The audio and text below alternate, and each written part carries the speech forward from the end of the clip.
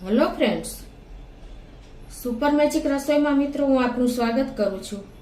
આજે હું ભરેલા ભીંડા જેવું જ શાકની રેસીપી તમારી સાથે શેર કરું છું મિત્રો।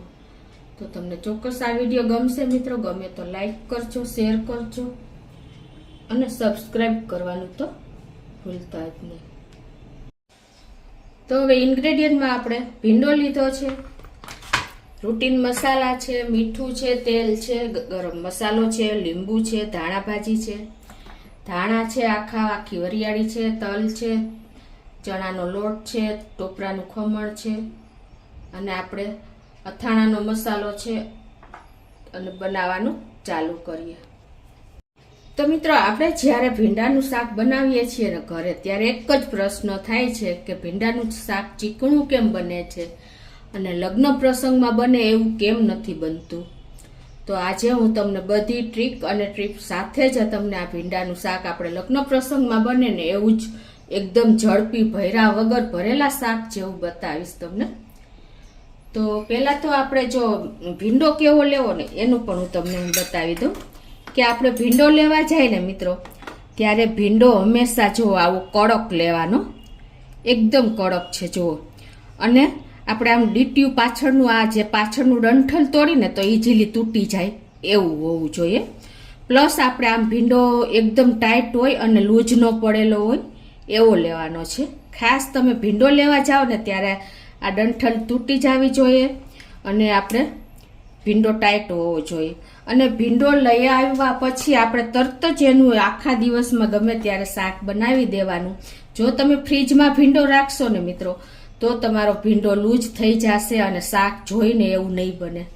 એટલે તમારે હંમેશા એક નોટ કરજો કે ભીંડો હંમેશા ફ્રેશ લઈને જ શાક બનાવવાનું। અને બીજું મિત્રો, હવે આ ભીંડો આપણે 2 થી 3 પાણીએ ધોઈ નાખવાનો છે અને ધોયા પછી મિત્રો આપણે જો આ રીતે ભીંડાને લૂછી લેવાનો છે, એટલે એકદમ સરસ કોરો ભીંડો થઈ જશે। તો આ રીતે જો આપણે ભીંડો ધોઈને અને એકદમ સરસ લૂછી લીધો છે કપડાથી। જો ભીંડો ભીનો રહેશે ને તો પણ તમારો ભીંડો ચીકણો બનશે, એટલે નાની નાની બાબત ખાસ ધ્યાન રાખજો। હવે આપણે એનો મસાલો કરી લેશું। તો એના માટે પહેલા આપણે ખડા મસાલા લઈને અને એને રોસ્ટ કરવાના છે। તો ગેસની ફ્લેમ એકદમ સ્લો રાખીને આપણે 2 ટેબલ સ્પૂન સિંગદાણા નાખશું અને અડધો ટેબલ સ્પૂન જેવા આખા ધાણા નાખશું, અડધો ટેબલ સ્પૂન જેવી વરિયાળી નાખી દેશું અને આ મસાલાને આપણે સ્લો ફ્લેમ ઉપર જ રોસ્ટ કરવાના છે। મિત્રો, આપણે શાકના મસાલામાં ધાણા જીરું તો વાપરતા જ હોઈએ છીએ, પણ તમે આ રીતે જો આખું ધાણા અને વરિયાળીને આવી રીતે તમે રોસ્ટ કરીને લેશો ને તો એનો ટેસ્ટ અલગ જ આવશે।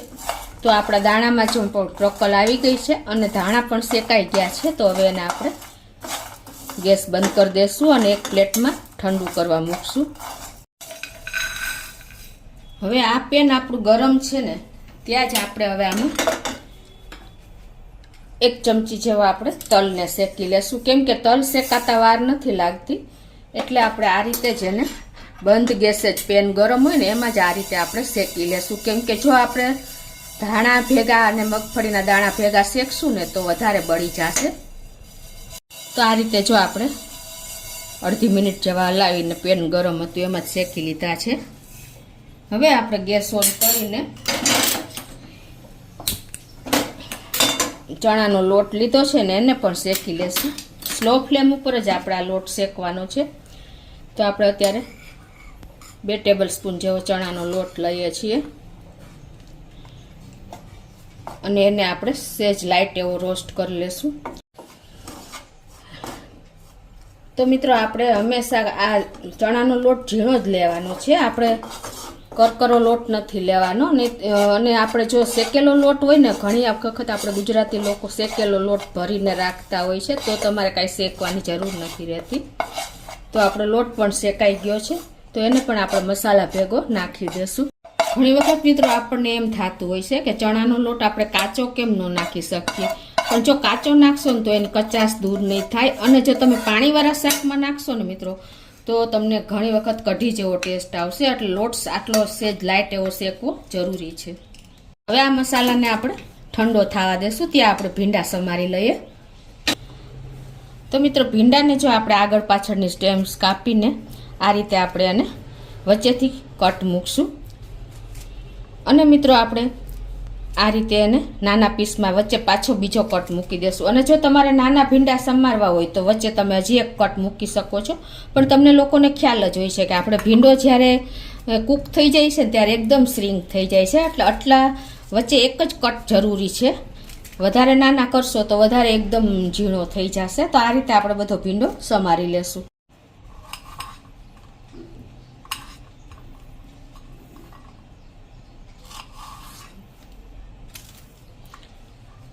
જો આપણે ભીંડો 2 પીસમાં સમારી લીધો છે અને આ બાજુ હવે આપણે ગેસ ઓન કરીને અને ભીંડાનો વઘાર કરી લેશું. ગેસની ફ્લેમ અત્યારે આપણે મીડિયમ રાખી છે અને આ શાકમાં આપણે થોડુંક તેલ ચડિયાતું જોઈએ છે, કેમ કે લગ્ન પ્રસંગમાં જે મહારાજ બનાવે છે ને એ તરીને બનાવે છે, પણ આપણે એના જેવો ટેસ્ટ લેવા માટે થોડુંક પ્લસ તેલ મૂકશું, એટલે કે 5 ટેબલ સ્પૂન જેવું આપણે તેલ મૂકશું. આમે ભીંડાના શાકમાં થોડુંક તેલ હશે ને તો જ તમારું શાક સરસ લાગશે, કેમ કે બેસન આવશે ને એટલે શોષી લેશે અને એકદમ ડ્રાય સૂકું થઈ જશે. તો તમારે થોડુંક પ્લસ તેલ મૂકવાનું છે. હવે આ તેલ ગરમ થવા દઈએ આપણે.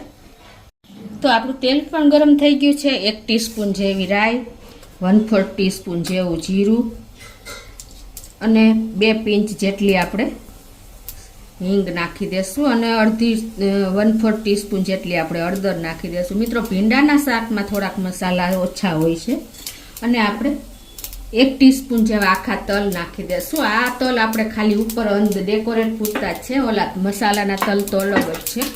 અને હવે આમાં આપણે જે આ ભીંડો સમાર્યો છે ને એ નાખી દેશું. ગેસની ફ્લેમ આપણે અત્યારે મીડિયમ જ રાખી છે. આ રીતે મિત્રો જો તમારે ભીંડામાં બીન્સ હોય ને તો આ રીતે ઉપરથી ભીંડો આવી રીતે લેવાનો છે, એટલે બીન્સ નીચે રહી જશે. પણ મારે અત્યારે એકદમ કૂણો ભીંડો છે એટલે બહુ બીન્સ નહીં નીકળે. તો આ રીતે આપણે બધો ભીંડો આ રીતે નાખી દેશું. તમને જો વચ્ચે છેલ્લે નીકળે ને એટલા બીન્સ તમને બતાવું. આ રીતે જો આપણે ઉપરથી ભીંડો લીધો ને એટલે થોડા ઘણા જે બીન્સ હોય ને એ નીચે રહી ગયા છે. જો મારે કૂણો ભીંડો હતો એટલે બહુ બીન્સ નથી. અને હવે આપણે આને આ રીતે મિક્સ કરી લેશું તેલમાં જ, મસાલામાં જ.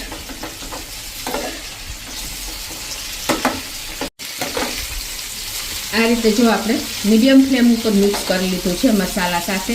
હવે આપણે આમાં 1/2 ટીસ્પૂન જેવું અત્યારે મીઠું નાખી દેશું, કેમ કે આ સ્ટેજે જો તમે મીઠું નાખી દેશો ને તો તમારો ભીંડો ચીકણો પણ નહીં થાય અને શાક ફીકું પણ નહીં લાગે, એટલે તમારે ભીંડોમાં આ રીતે મીઠું નાખી દેવાનું છે. અને હવે મિત્રો આપણે ભીંડો ચીકણો થવાનું કારણ પણ તમને બતાવું કે આપણે શું કરીએ છીએ કે આ ભીંડાને આપણે ઢાંકી દઈએ છીએ. ઢાંકી છીએ એટલે જે સ્ટીમ થાય છે એનું પાણી ભીંડામાં પડે છે અને આપણો ભીંડો ચીકણો થઈ જાય છે. જો આપણે આ રીતે ખુલ્લું જ સ્લો ફ્લેમ ઉપર કૂક કરવાનું છે, તો આપણે આને બિલકુલ ઢાંક્યા વગર આ રીતે જ કૂક કરશું. હવે આને આપણે વચ્ચે વચ્ચે ચલાવતા રહેશું અને આ રીતે કન્ટિન્યુ વચ્ચે આપણે કૂક થાય એ રીતે ઉલટ પુલટ કરતા રહેશું. અને હવે આપણો જો આ મસાલો પણ ઠંડો થઈ ગયો છે ને તો એને આપણે મિક્સર જારમાં નાખીને દરદરો પીસવાનો છે, એકદમ ફાઇન પાવડર નથી કરવાનો. તો એને આપણે પીસી લેશું. તો આ રીતે જો આપણે એકદમ દરદરો પાવડર કરી લીધો છે, ઓન ઓફ કરીને બટન પલ્સ મોડ ઉપર. અને હવે એને આપણે એક બોલમાં લઈ લેશું. તો આ રીતે જો આપણે થઈ ગયો છે. હવે એમાં આપણે મસાલા કરી લેશું અને વચ્ચે વચ્ચે આપણે આને ચલાવતા રહેશું, એટલે ઉપરથી નીચે થશે ને તો નહીંતર નીચેનો મસાલો નીચેના ભીંડા દાજી જશે અને ઉપરના આપણે કાચા રહી જશે. અને આ શાક જ્યારે ચડતું હોય ને ત્યારે મિત્રો આપણે ક્યાંય જવાની જરૂર નથી. આ રીતે તમારે ચલાવતા રહેવું પડશે વચ્ચે વચ્ચે. હવે આમાં આપણે રૂટીન મસાલા કરશું. તો 1.5 ટેબલ સ્પૂન જેવું ધાણા જીરું, 2 ટેબલ સ્પૂન જેવું આપણે લાલ મરચું પાવડર, 1/4 ટીસ્પૂન જેવો ગરમ મસાલો,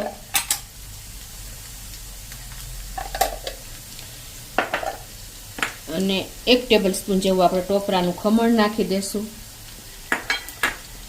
અને હવે આ બધું આપણે 1/4 ટીસ્પૂન જેવી આપણે હળદર પણ આમાં નાખી દેશું.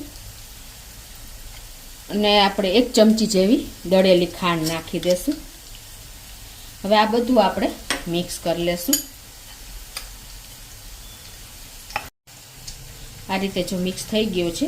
હવે એમાં આપણે આ મેથીયો મસાલો 1 ચમચી જેવો નાખી દેશું. આ સિક્રેટ મસાલો કહેવાય મિત્રો. આપણે તમે આ નાખશો ને એટલે ટેસ્ટ બહુ સરસ આવશે એકદમ. અને હવે આમાં આપણે તમારે જો આ મસાલાને સ્ટોર આપણે 15 થી 20 દિવસ સુધી સ્ટોર કરી શકીએ છીએ. પણ ખાસ તમારે શું નોટ કરવાનું છે, જો તમારે સ્ટોર કરવું હોય ને તો આમાં આમચૂર પાવડર નાખવાનો. અને આપણે અત્યારે લીંબુ નાખી છીએ. એ પહેલાં આપણે થોડોક મસાલો વધારે છે તો 4 થી 5 ચમચી જેવો મસાલો કાઢી લેશું આમાં. અને હવે આપણે જ્યાં બાકી મસાલો રહ્યો છે ને એમાં આપણે અત્યારે લીંબુ નાખી દેશું, અડધા લીંબુનો રસ. અને 1 ચમચી જેવું આપણે તેલ નાખી દેશું.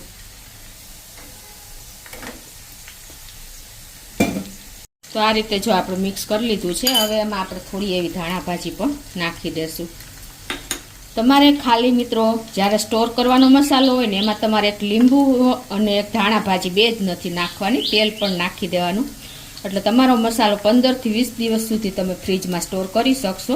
અને એની ટાઈમ કોઈ પણ શાકમાં તમે આ મસાલો વાપરી શકો છો. તો હવે આ બાજુ જો આપણે વચ્ચે વચ્ચે ભીંડા ચલાવતા રહ્યા હતા. અને આપણો ભીંડો પણ જો એકદમ અડધોથી પોણો થઈ ગયો છે, કેમ કે ભીંડો ચડે ને એટલે એકદમ શ્રિંક થઈ જાય છે.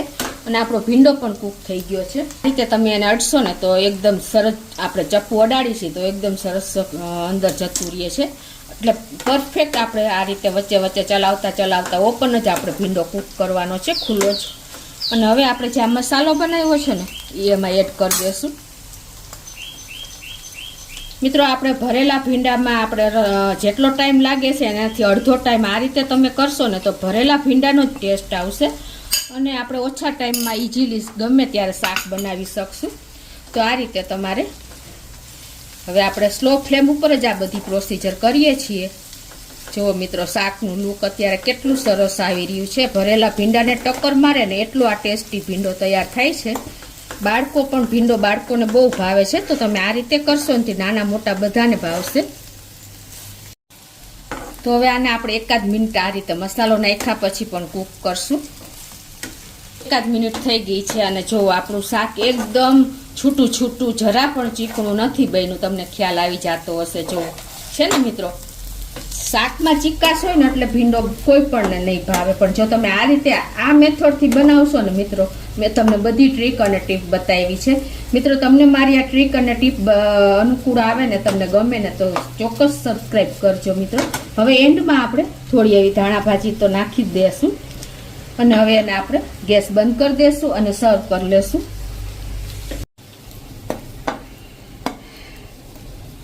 તો આ રીતે આપણે સર્વ કરી દીધો છે. ઉપરથી થોડી એવી ધાણા ભાજી ડેકોરેશન પૂરતી નાખી દેશું. તો મિત્રો તમે ચોક્કસ એક વખત રીતે આ રીતે ભરેલા ભીંડાનો ટેસ્ટ આ રીતે ટેસ્ટ કરજો મિત્રો. તમને ચોક્કસ મારો વિડીયો ગમશે મિત્રો. ગમે તો લાઈક કરજો, શેર કરજો અને સબસ્ક્રાઈબ કરવાનું તો ભૂલતા જ નહીં.